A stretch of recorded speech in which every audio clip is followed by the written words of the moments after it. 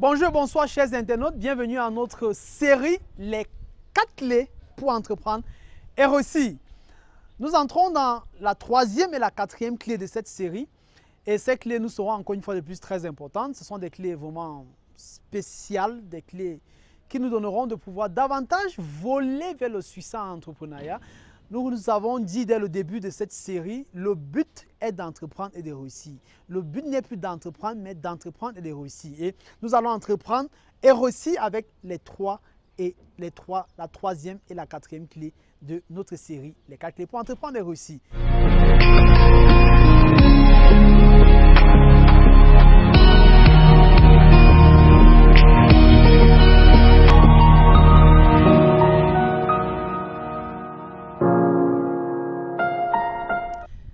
Les 4 clés pour entreprendre et réussir. La troisième clé pour entreprendre et réussir dans le monde entrepreneurial, dans l'université entrepreneuriale, c'est la redistribution. La redistribution. Pourquoi la distribution? La distribution parce qu'en fait, le côté entrepreneuriat même en fait, c'est-à-dire ce qu'on appelle même l'entrepreneuriat, c'est quand ce que tu as produit devient un besoin qui est consommé dans les maisons, dans les entreprises et partout où les hommes peuvent se trouver. C'est là même le vrai sens de l'entrepreneuriat. Ça signifie que la multiplication qui est la production est une bonne chose, mais te limite encore toujours. C'est-à-dire, même à ce niveau, tu restes juste un producteur. La troisième clé est la clé qui enlève de façon concrète l'argent dans la poche de l'acheteur pour mettre dans ton compte bancaire. Ça signifie ici que si tu dois maintenant avoir le cash flow de ton idée d'affaires, si tu dois avoir le cash flow de ce que tu as créé, il faut que tu entres dans la distribution. Il faut que tu entres dans la grande distribution. Il faut que tu sois à même d'écouler ce que tu as produit. Et en ce niveau, il est impératif de mettre un système de distribution autour de ton produit, de ton service. L'entrepreneur devient riche par le fait que ce qu'il a créé devient indispensable dans la société. L'entrepreneur devient riche par le fait que les gens soient à même de retirer l'argent pour consommer ce qu'il a créé. Si on ne consomme pas ce que tu as créé, on ne fait pas de toi un homme riche. On doit être à même de consommer ce que tu as créé. C'est la raison pour laquelle dans la majorité des entreprises, près de 70% du budget va directement dans le marketing et les ventes. Pourquoi? Parce qu'en fait, une entreprise vit au travers de la vente. Une entreprise vit au travers de la vente. Je ne vends rien. Je n'ai aucune valeur ajoutée de plan financier. Je vends, je reçois. Je ne vends rien, je ne reçois rien. Et aucune entreprise sur la terre ne produit avec une intention d'avoir un stock. Non. Il n'y a aucune entreprise sur la terre qui produit avec pour but de comment stocker tout ce que j'ai produit. Ça n'existe pas. Ce n'est pas la vision d'une entreprise. Une entreprise qui produit a une seule intention, c'est écouler cela sur le marché. Est-ce que tu es capable d'écouler ce que tu as produit?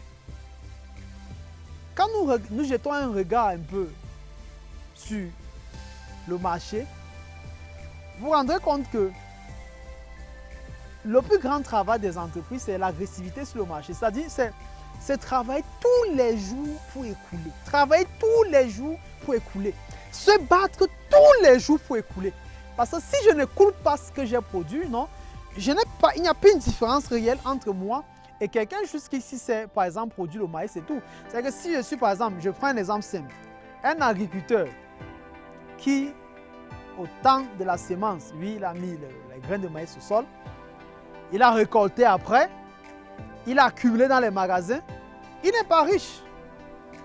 Il n'est pas riche, il a bien produit, il a accumulé tout et tout, mais il n'est pas riche. Il devient riche quand le maïs qu'il a produit est capable maintenant d'entrer dans le marché et se vendre dans le marché. Vraiment, cette troisième clé est impérative.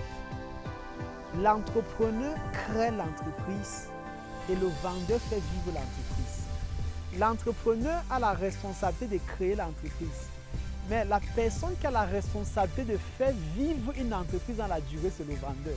Aucune entreprise ne peut être pérenne dans la durée si elle ne vend pas. Mais quand une entreprise ferme, aucune entreprise n'a fermé parce qu'elle était trop productive. Aucune entreprise n'a fermé parce qu'elle était en surliquidité. Toute entreprise qui ferme est une entreprise qui ne parvient plus à écouler ce qu'elle a produit.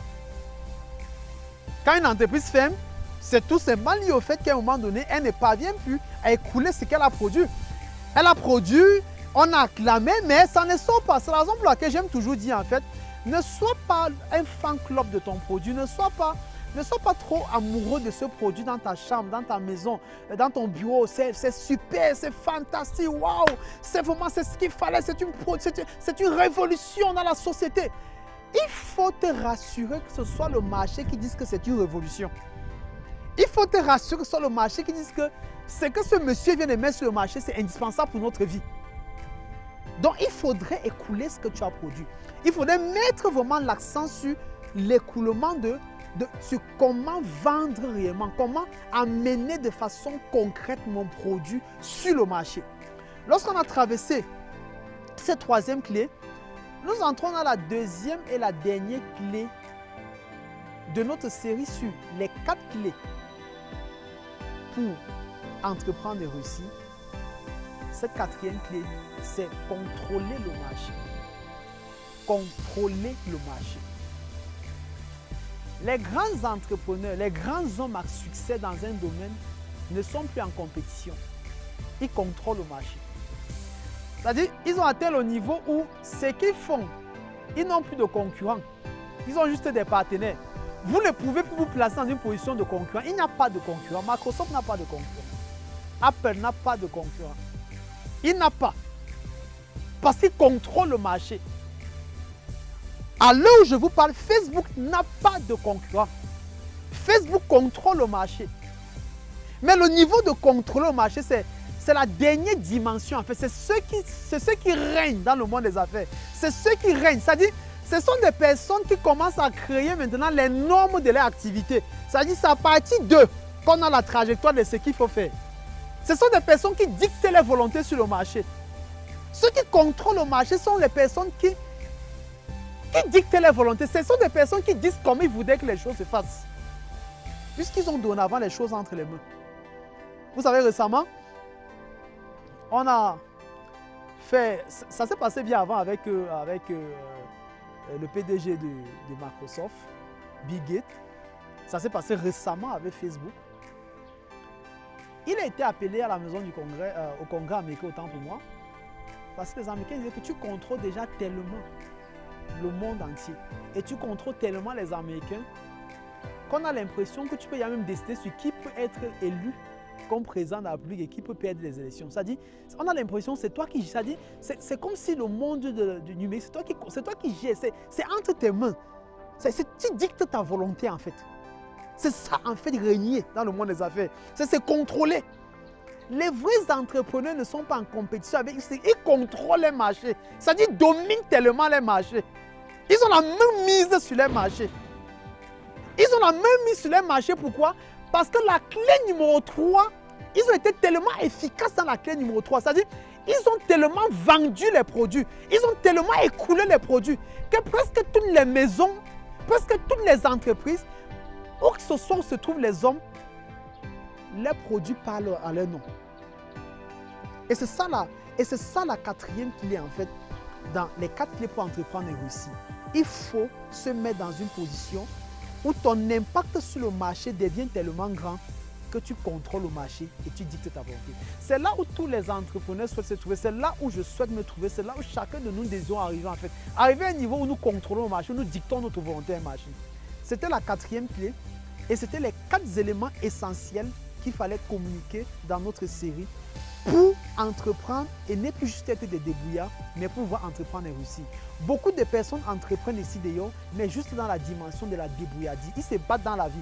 Ils disent qu'on essaie de joindre les deux bouts. Ils disent qu'on essaie un peu d'arrondir la fin du mois. Ils disent qu'on essaie de payer. On essaie un peu de voir comment apporter un plus en fait dans le budget de la maison. Non, L'entrepreneur n'est pas essayer de faire. L'entrepreneur n'est pas se débrouiller. L'entrepreneur n'est pas essayer d'arrondir les bouts. On n'arrondit pas les bouts dans le monde des affaires. Le monde des affaires, c'est un monde où on doit conquérir notre marché et on doit contrôler ce marché. Et ces 4 clés qui sont dorénavant entre vos mains, tu l'appliques, tu deviens un entrepreneur à succès. Voilà les 4 éléments clés qu'il fallait considérer dans cette série extrêmement importante. Je souhaite que tu l'appliques dans ton entreprise, dans tes affaires. Je souhaite véritablement que cela devienne un carnaval de travail pour toi et tu seras surpris que dans les 5 à 10 années à venir, tu seras une personne puissamment installée dans ton domaine d'activité et tu seras quelqu'un d'extrêmement riche. Nous voici arrivés au terme de cette séquence. J'espère que vous avez été ravis.